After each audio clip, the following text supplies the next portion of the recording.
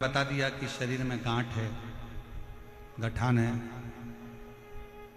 और गठान अच्छी नहीं है, जांच के लिए जाएगी। उससे पहले डॉक्टर का इलाज करवाओ मना नहीं, दवाई लो मना नहीं, डॉक्टर बोले जांच कराओ क्योंकि हम पहले भी कथा में कहे हैं डॉक्टर शंकर का एक रूप होता है। वो आपको जांच का बोले जांच कराओ, दवाई का बोले दवाई खाओ, औषधि का बोले औषधि। पर अगर शरीर में कहीं गांठ आ गई है तो एक काम जरूर करो, बेलपत्र के वृक्ष के नीचे एक कटोरी में जल रखो, थोड़ा सा जल बेलपत्र के वृक्ष के नीचे कटोरी में रखो, 7 बेलपत्र उस कटोरी में, तुम रुकेश्वर महादेव का नाम लेकर 7 बेलपत्र उस कटोरी में जल के पात्र में डाल दो और 7 बार ही लोटा भरकर जल रखो, उसमें से थोड़ा थोड़ा सा जल 7 बार तुम रुकेश्वर महादेव के नाम से डालो। उसी जल को बेलपत्र के नीचे से कटोरी समेत लेकर आओ, शंकर जी के ऊपर वही जल थोड़ा सा समर्पित कर कर, पत्ते पूरे कटोरी में रहने दो, जल पूरा कटोरी में रहने दो, थोड़ा सा जल शिव जी को चढ़ाकर वही जल वापिस झेल कर कटोरी में रख लीजिए। प्रतिदिन सुबह के समय पर कटोरी का थोड़ा सा जल आचमन करिए, एक बेलपत्र प्रदोष के समय पर उसको चबा चबा कर खाना प्रारंभ करिए। 7 दिन का नियम धारण करो, 15वें दिन जाकर जांच करवाओ, बाबा ने कृपा करी तो गठान गल गई होगी। ये शिव का, कैसी भी गांठ शरीर में कितने भी गठान, फिर जांच, और डॉक्टर जो दवाई दे उसको खाओ, डॉक्टर की दवाइयां जरूर खाओ। डॉक्टर ने बोल दिया कि ये जांच कराना है, दवाई खाना है, खाओ, क्योंकि डॉक्टर भी शिव का एक रूप है, शंकर का एक स्वरूप है, उसका प्रतिबिंब है शिव।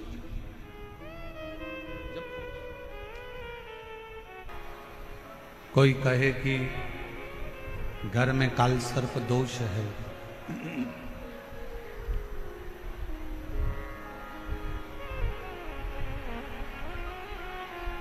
कोई कहे पितरों का दोष है, कोई कहे काल सर्प दोष है, कोई कहे वास्तु का दोष है।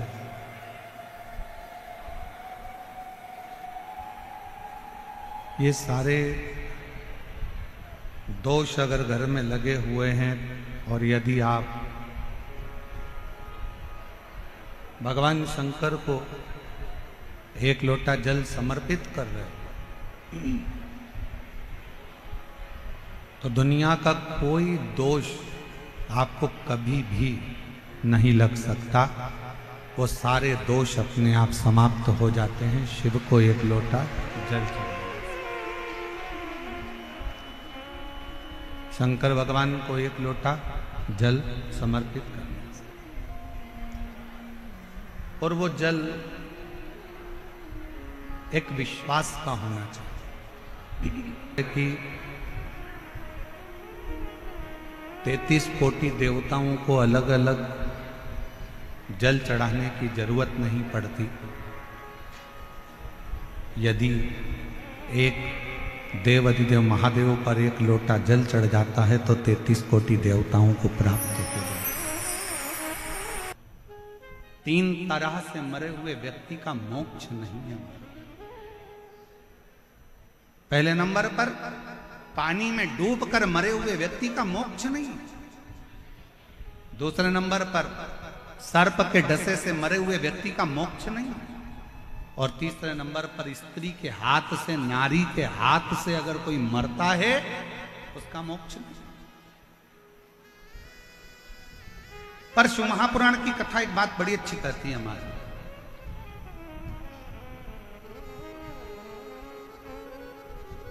18 पुराणों में,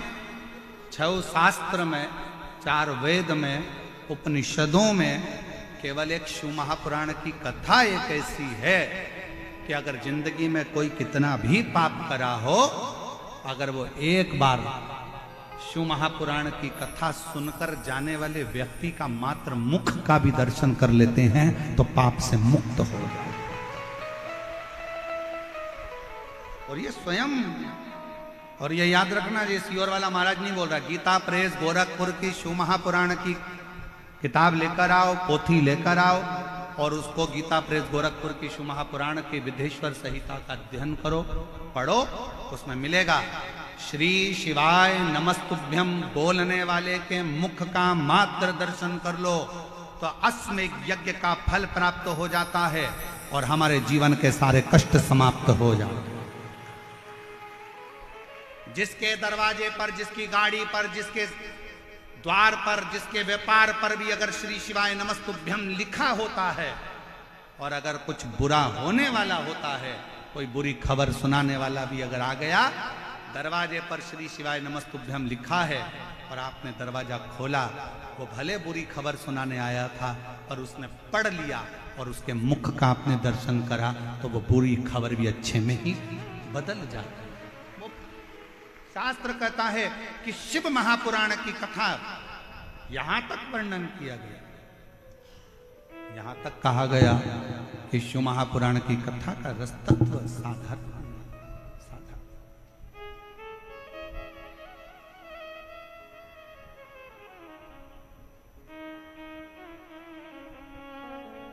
और मैंने तेरे ही भरोसे बाबा तेरे ही भरोसे हवा बीच उड़ती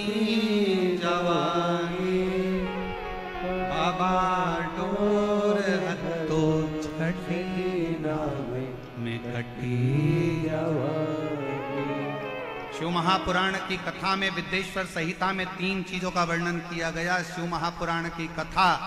श्रवण कर कर अगर कोई निकल कर जा रहा है, उसके शरीर से छू कर हवा भी, वायु भी अगर निकल कर जाती है और कोई कुंवारी अवस्था में, कोई अधोगति में मर गया, किसी के प्राण छूट गए, तो उन जीवों का कल्याण भी शिव पुराण की कथा के माध्यम से हो जाता है। दूसरे नंबर पर विद्धेश्वर संहिता में लिखा गया श्री शिवाय नमस्तुभ्यम, इस मंत्र का उच्चारण करने वाले के मुख का मात्र दर्शन कर लेने पर हमारे संचित पाप समाप्त हो जाते हैं और अश्वमेध यज्ञ का फल मिल जाता है। तीसरी बात, शिव महापुराण की कथा में कहा गया आपके पास में स्वर्ण दान करने के लिए नहीं है, आपके पास में भूमि दान करने के लिए नहीं है, आपके पास में अन्न दान करने के लिए नहीं है, आपके पास में मुद्रा दान करने के लिए नहीं है, आपके पास में रतन दान करने के लिए नहीं है, आपके पास में अगर जिंदगी में कुछ भी दान करने के लिए नहीं है तो एक काम करो, एक बेलपत्री का वृक्ष कहीं पर रोपित करवा दो, कहीं एक बेलपत्री का वृक्ष लगवा दो और उस बेलपत्री का वृक्ष की अगर बेलपत्र टूटकर किसी शंकर के मंदिर में, शिवालय में कोई भक्त चढ़ा देगा तो आपको जीवन पर्यंत स्वर्ण दान, अन्न दान, मुद्रा दान, रतन दान, भूमि दान का फल प्राप्त होता है।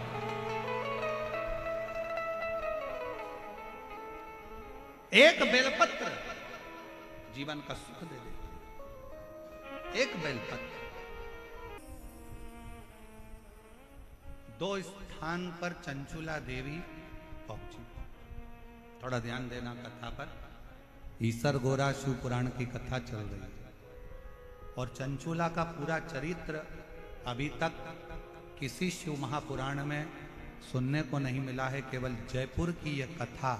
भारत का इतिहास रचेगी जिसमें चंचुला देवी का पूरा चरित्र आप श्रवण।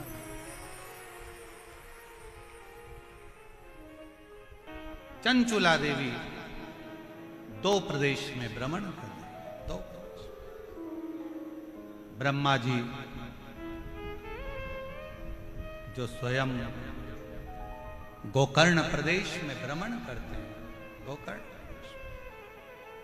उसी गोकर्ण प्रदेश में स्वयं भगवान विष्णु, भगवान ब्रह्मा, भगवान माता लक्ष्मी, मां ब्रह्माणी जिस गोकर्ण प्रदेश में प्रवेश करते हैं, घूमते हैं, भगवान शंकर जहां अलग आनंद के साथ लगाते हैं, उस गोकर्ण प्रदेश में भगवान ब्रह्मदेव ने भी सृष्टि की रचना का आनंद सुख शंकर जी की साक्षी में पाया, शिव की साक्षी। और भगवान चंचुला 2 स्थान पर पहुंचे, पहला गोकर्ण क्षेत्र और दूसरा काशी क्षेत्र। और शिव महापुराण की कथा कहती है, अगर आप मान लो काशी नहीं जा सकते, गोकर्ण क्षेत्र नहीं जा सकते, तो एक बेलपत्र को लेकर, 2 बेलपत्र आप लीजिए, एक बेलपत्र को लेकर बेलपत्र के वृक्ष के नीचे बेलपत्र को हाथ में लेकर बेलपत्र के वृक्ष की एक परिक्रमा कर कर वो बेलपत्र अशोक सुंदरी वाली, अशोक सुंदरी की जगह मालूम है ना आप लोगों को? हाथ उठाओ जरा, किस किस को मालूम है? सबको मालूम है? और जिसको नहीं मालूम हो पड़ोसन उसको जरूर बता देना, ठीक है? बेलपत्र के वृक्ष, बेलपत्र को हाथ में लेकर बेलपत्र के वृक्ष की परिक्रमा कर कर अशोक सुंदरी वाले स्थान पर एक बेलपत्र समर्पित कर दो। दूसरी बेलपत्र जिसको आपने परिक्रमा में नहीं रखा है, उस बेलपत्र को शंकर के शिवलिंग पर समर्पित कर दो और एक लोटा जल बाबा को समर्पित कर कर उस जल का सींचन, आचमन कर लीजिए। आपको गोकर्ण प्रदेश और काशी प्रदेश दोनों के तीर्थ का फल एक क्षण में प्राप्त हो, एक क्षण में प्राप्त हो दोनों।